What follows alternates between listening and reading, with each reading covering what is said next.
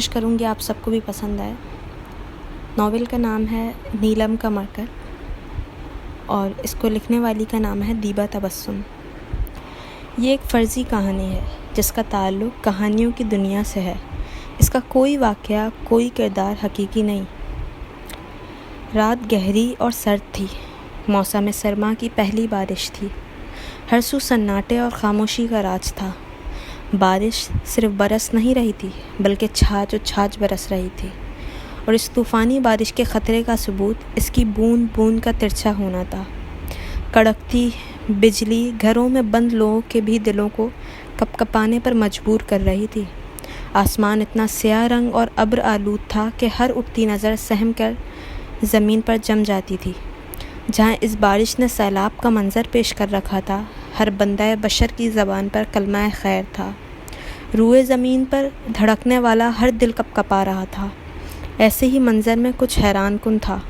کچھ تھا جو ٹھٹکنے پر مجبور کر رہا تھا، کچھ تھا جو اس منظر کے خلاف تھا۔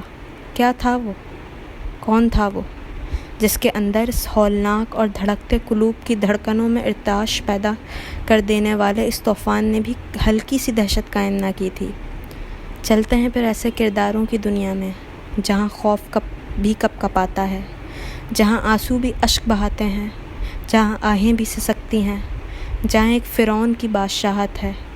ہاں، فرعون، 21ویں صدی کا ہے فرعون۔ نہیں، شاید نہیں، بلکہ یقیناً نہیں۔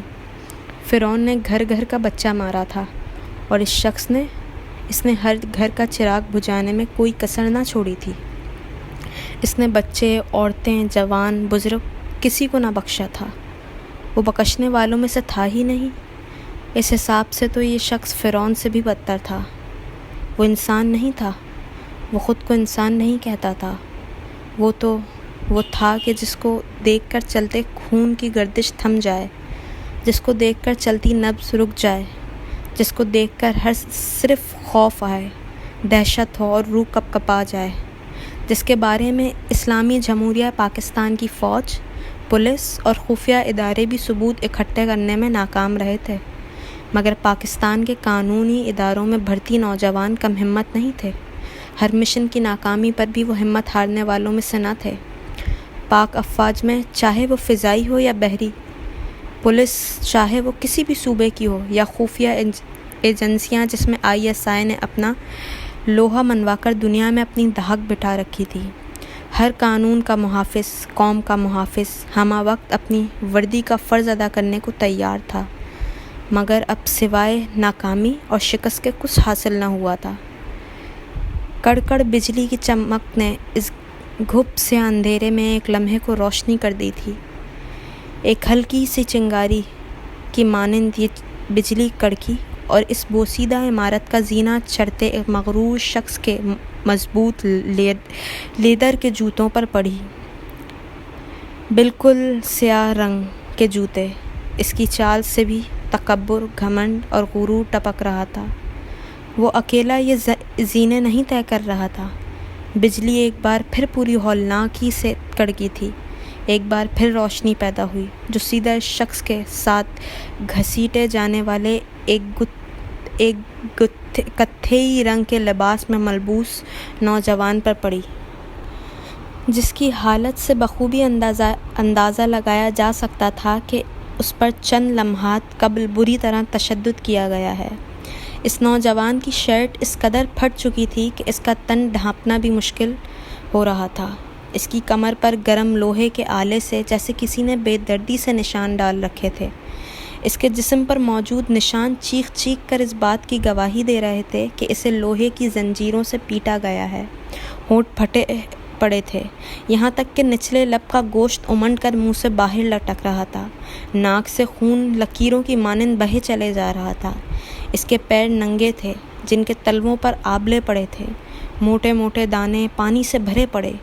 جیسے جیسے وہ مغرور دیوتا اسے زینوں سے گھسیٹتا اوپر لے جا رہا تھا، اس کے جسم سے خون بہہ بہہ کر ان راستوں پر نشان چھوڑ رہا تھا۔ قدموں کی دھمک اس 3 منزلہ قدیم بوسیدہ اور رہائش گاہوں سے میلوں فاصلے پر موجود عمارت میں گونج رہی تھی۔ وہ مغرور دیوتا اس نوجوان کو گردن سے دبوچے ہوئے تھا، پھر بھی اس کے چہرے پر کئی مشقت کے آثار نہ تھے۔ اس شخص کے پیچھے سیاہ وردیوں میں ملبوس، ہاتھوں میں لیدر کے دستانے پہنے اور بھاری A47 رائفلز تھامے مضبوط جوتوں سے دھمک کی آواز پیدا کرتے کوئی 10-12 افراد تھے۔ ان کے چہرے چھپے ہوئے تھے۔ وہ مغرور دیوتا اچانک تیسری منزل کے سرے پر آ کر رک گیا۔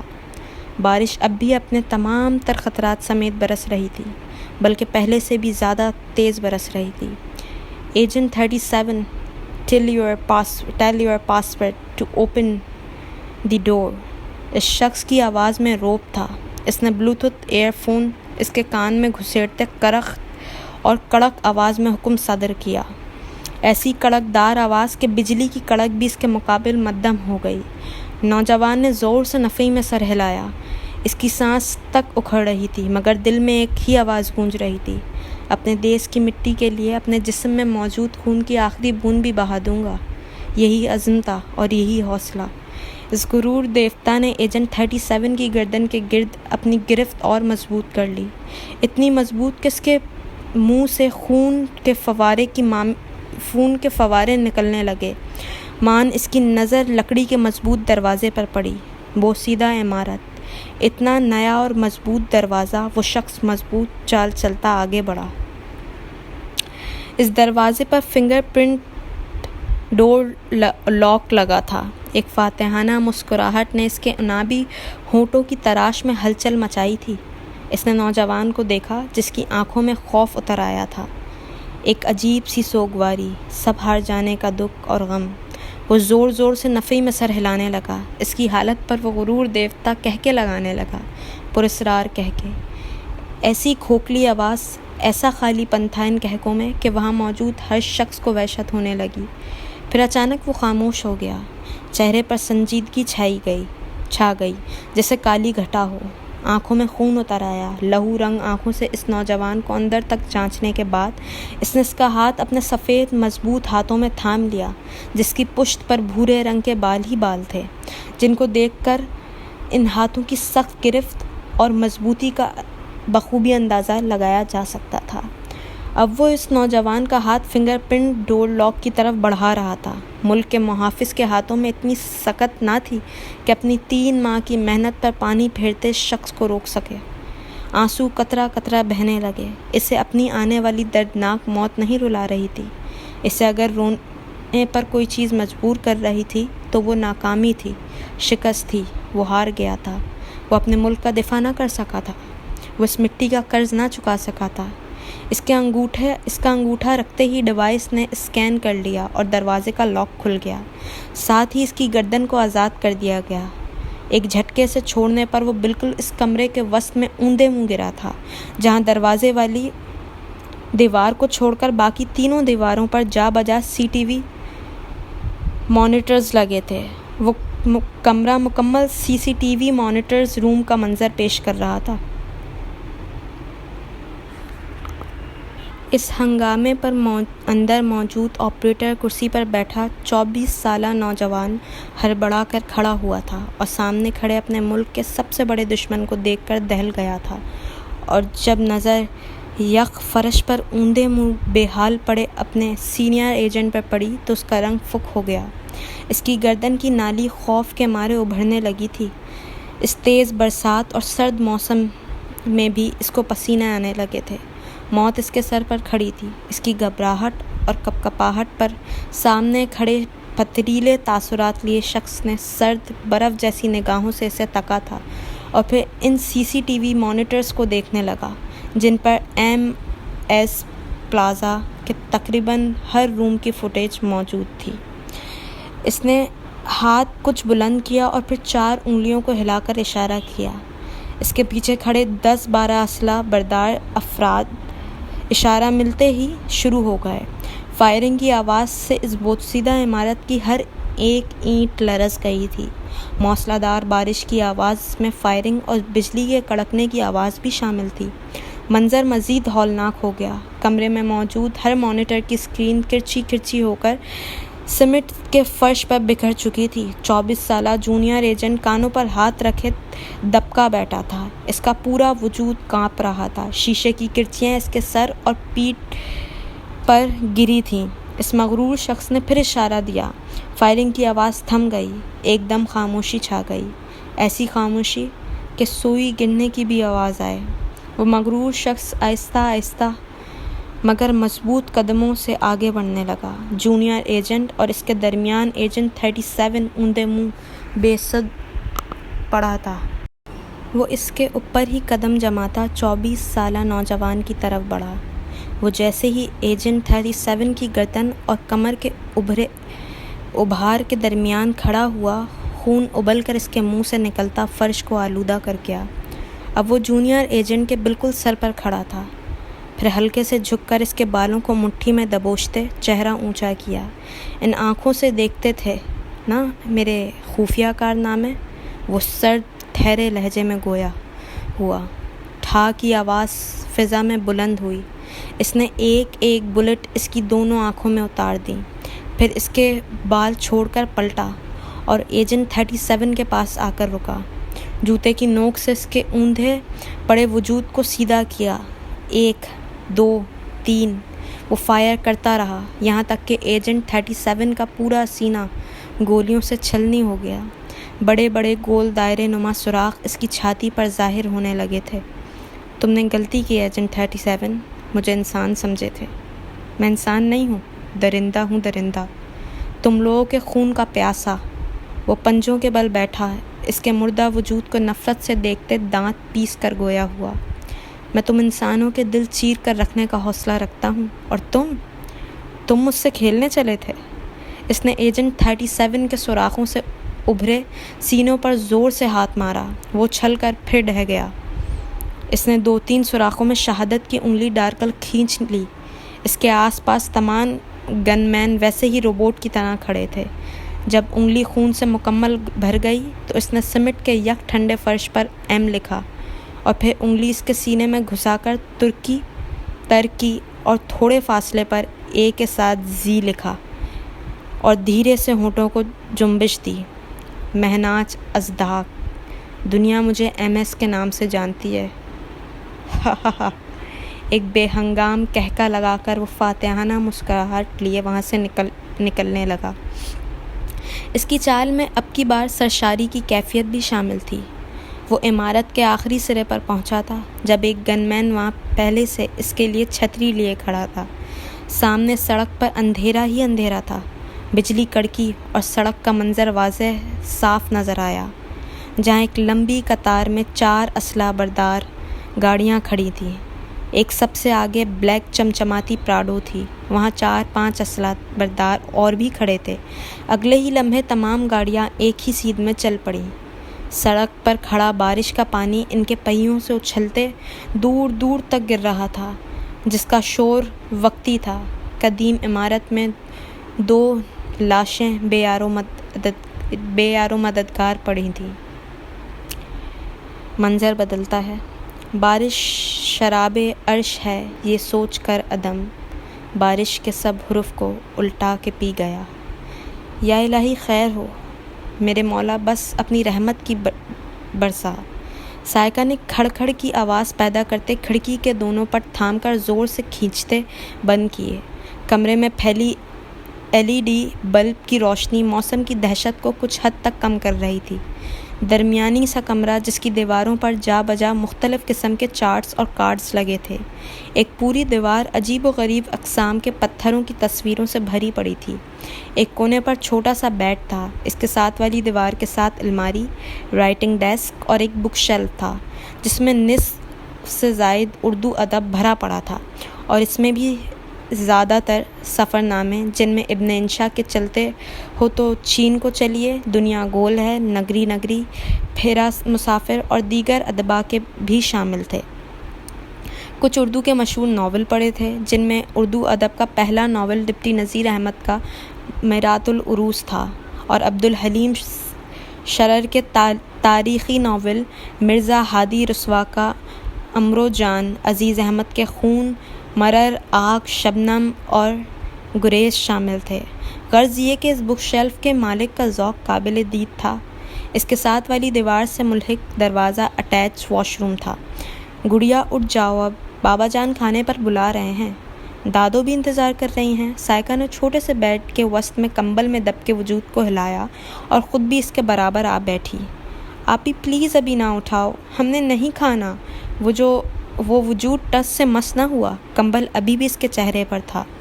آپی کی جان، برسات تھم چکی ہے اور تم تو ویسے بھی گھر میں ہو، محفوظ ہو، پھر یہ خوف کیسا؟ سائقہ نے کمبل کے اوپر سے ہی اندازاً اس کا سر تھپ تھپایا۔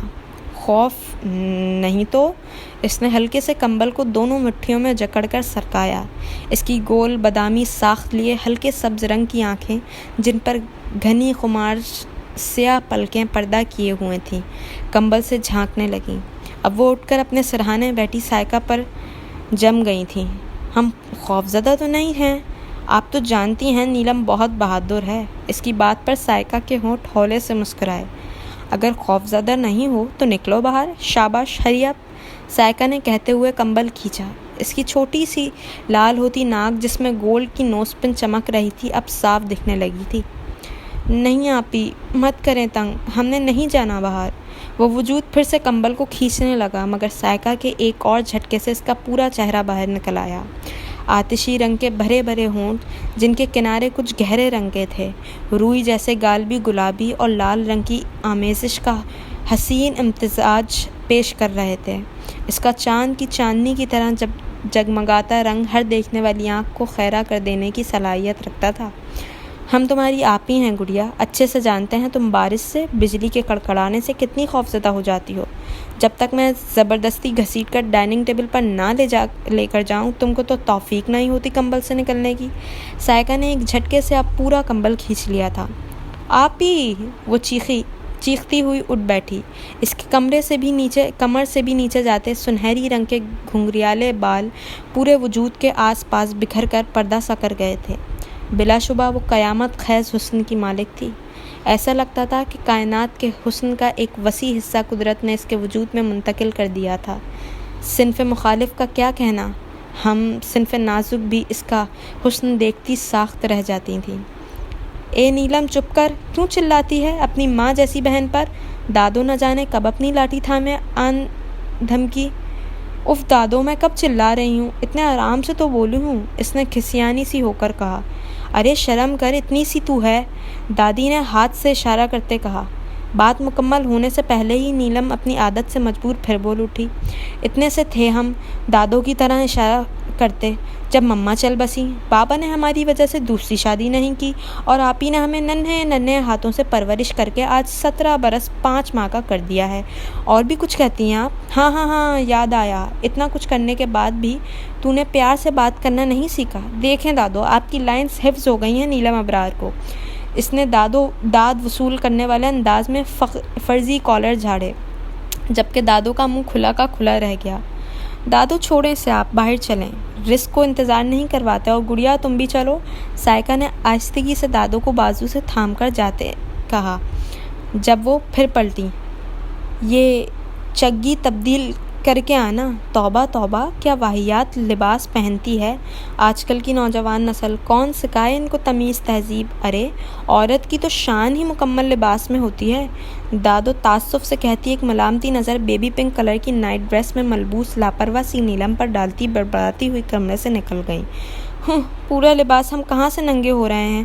اس نے دادو کی نقل اتارتے آخر میں اپنے مکمل آستینوں کے سوٹ کو دیکھتے ناگواری سے کہا، دفع کرو، ابھی تو تبدیل کرنا پڑے گا ورنہ پوری رات دادو کا لیکچر۔ وہ بڑبڑاتی ہوئی الماری کھولنے لگی، جس میں کچھ کپڑے نفاست سے تہہ لگائے رکھے تھے تو کچھ استری شدہ ہینگ کیے ہوئے تھے۔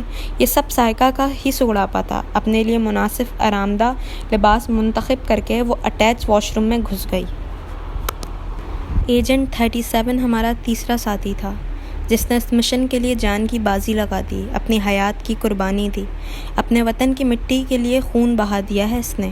وہ بھی ناکام ٹھہرا۔ ایک اور چراغ، ایک اور روشن دیا بجھ گیا۔ ہوا مخالف سمت میں پھر چل پڑی ہے۔ آسالم ایک اسٹیبلش آفس روم میں کھڑکی کی جانب رخ موڑے، دونوں ہاتھ سینے پر باندھے، ایک باروب شخصیت کا مالک اپنی پشت پر شدید غصے کے عالم میں مٹھیاں بیچے شخص سے مخاطب تھا، مگر نظریں ہنوز سامنے کھڑکی پر لگے عارضی شیڈ پر جمی تھیں۔ کمرے میں ان شیڈ سے ہلکی ہلکی روشنی اندر موجود اندھیرے کو کم کرنے کی ہلکی سی کوشش میں سرگرداں تھی۔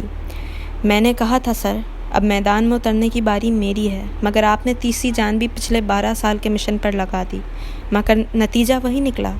ابھی تو ہم MS کے پلازا کے اندرونی حصے تک رسائی نہیں حاصل کر سکے کہ ہمارے ساتھی کے سینے میں وہ گولیاں اتارتا چلتا بنا، اور ہم خاموش تماشائی بس یہی سوچتے رہے کہ شاید اس بار ہم کامیاب ہو جائیں۔ مگر ہوا کیا؟ وہی جو پچھلے 2 ایجنٹس کے ساتھ پہلے بھی ہو چکا تھا۔ مجھے سمجھ نہیں آتی آخر آپ ایک بار مجھے اجازت کیوں نہیں دیتے اسے مارنے کی؟ حالانکہ یہ کام ہمارے لیے زیادہ مشکل نہیں ہے، اس کی سیکیورٹی جتنی مرضی پاورفل کیوں نہ ہو، ہم اس تک رسائی حاصل کر ہی لیں گے۔ نہیں تو ایجنٹ 37 کی طرح حلیہ بدل کر تو وار کر ہی سکتے ہیں نا۔ وہ شدید اضطراب کے عالم میں اپنے اور مقابل کے درمیان موجود میز کے کناروں پر ہاتھ جماتے تھوڑا جھکتے ہوئے بولا، ہمارے ادارے کا کام جاسوسی کا ہے، ہمیں راز اگلوانے ہیں یا پتہ کروانے ہیں۔ اگر MS کو ماننا ہی ہوتا تو یہ کام تو پولیس کب کی کر چکی ہوتی۔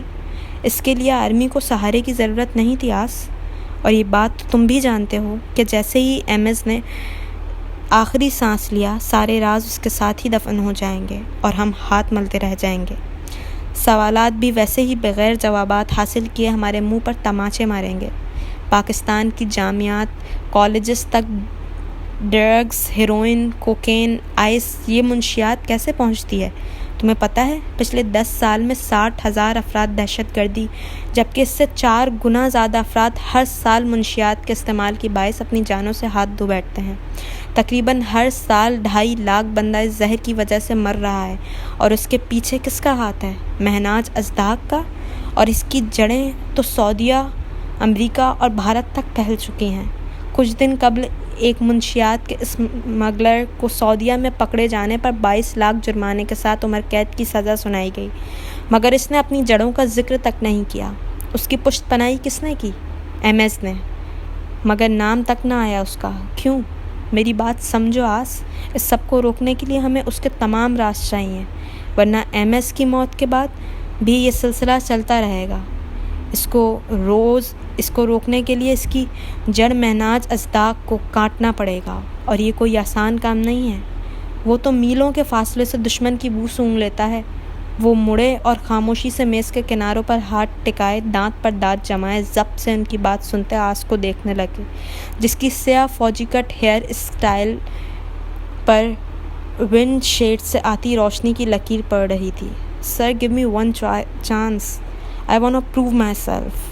وہ کچھ لمحے کا توقف کرنے کے بعد ایک عزم سے سر اٹھائے ٹھوس لہجے میں بولا، ہاتھ ہنوز میز کے کناروں پر ہی ٹکے تھے، میں تیسری بار بھی تم سے معذرت کرنے کے سوا کچھ نہیں کر سکتا۔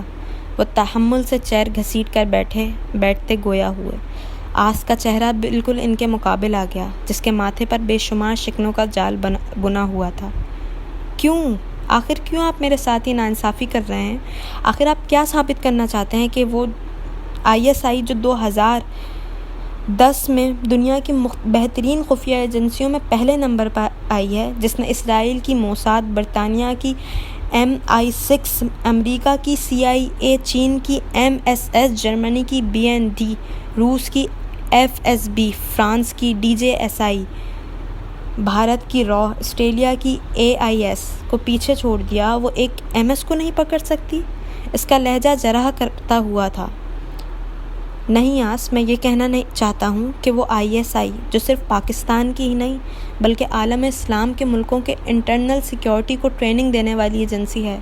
سعودی عرب، سیریا، جارڈن اور مصر کی انٹیلیجنس ایجنسیوں کو ٹریننگ دینے والی ISI آج ایک اسمگلر اور دہشت گرد کے بارے میں معلوم نہیں کر پا رہی۔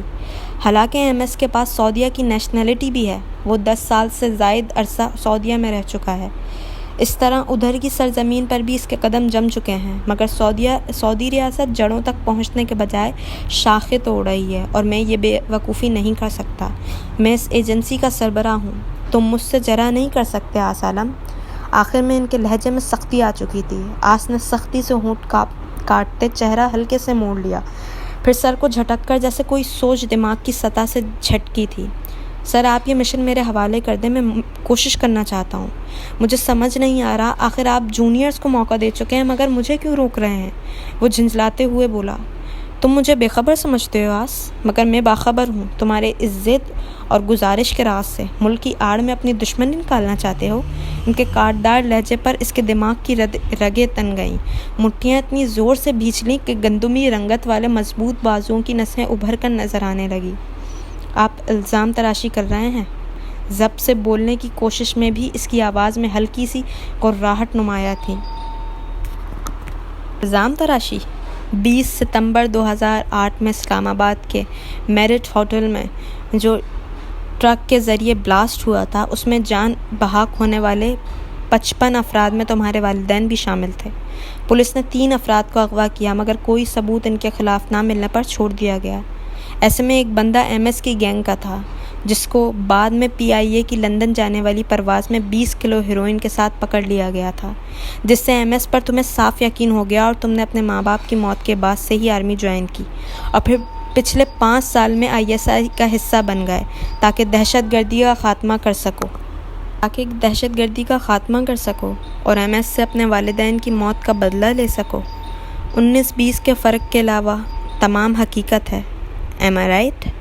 وہ اطمینان سے دونوں ہاتھوں کی انگلیوں کو ایک دوسرے میں پھنسائے اس کے فک ہوتے چہرے کو دیکھتے بولے۔ صرف میرے والدین کا ہی نہیں، نہ جانے کتنوں کے والدین، بیوی، بچوں کا قاتل ہے۔ جب تک اس کا گریبان میرے ہاتھ میں نہیں آ جاتا، میں سکون سے نہیں بیٹھوں گا۔ اس کی آواز تیز ہو گئی، ساتھ ہی غصے سے لکڑی کی میز پر لگے چوڑے شیشے پر مکہ رسید کر کے غصہ نکالا۔ اس کے خون میں شرارے دوڑنے لگے تھے۔ اسی جذباتیات کی بنا پر میں تمہیں انکار کرتا آ رہا ہوں آس۔ تمہارا یہ رویہ تو فوراً MS پر سارے راز منکشف کر دے گا، اور تم نہ صرف اپنی جان سے جاؤ گے بلکہ اپنے ساتھ جوڑے تمام راز بھی اسی جذباتیات میں اگل دو گے۔ وہ برہم ہوئے تھے۔ میں اپنی دشمنی کے لیے نہیں کر رہا یہ سب، میں اپنے ملک کی دفاع کے لیے کرنا چاہتا ہوں۔ آخری بار درخواست کر رہا ہوں، پلیز سر۔ اس نے ملتجائی لہجہ اپنایا، ہنکار بھرا۔ جہاں اتنے صحیح وہاں ایک اور صحیح، مگر ایک بات یاد رکھنا، یہ مشن تمہارے پچھلے تمام مشن سے زیادہ توجہ طلب ہے۔ اپنے سکس سینس ہمیشہ ہوشیار رکھنا اور جذباتیات میں بہہ کر اپنی موت کو دعوت مت دینا۔ اللہ تعالیٰ تمہیں کامیابی سے نوازے۔ وہ کھڑے ہوئے اور حیران صورت لیے آس عالم کے سامنے ہاتھ بڑھایا۔ وہ ہلکے سے پھیکا سا مسکراتا آگے بڑھا اور ان کا ہاتھ زور سے تھام کر ہلایا۔ انشاءاللہ میں ہمیشہ کی طرح کامیاب واپس آؤں گا۔ اس کے لہجے کے یقین پر وہ متاثر ہوئے بغیر نہیں رہ سکے۔ ظلم پھر ظلم ہے، بڑھتا ہے تو مٹ جاتا ہے، خون پھر خون ہے، ٹپکے گا تو۔ آگے کا ناول سننے کے لیے تھوڑا سا انتظار کریے گا، تو پھر ملاقات ہوگی اگلی بار۔ تب تک کے لیے اللہ حافظ۔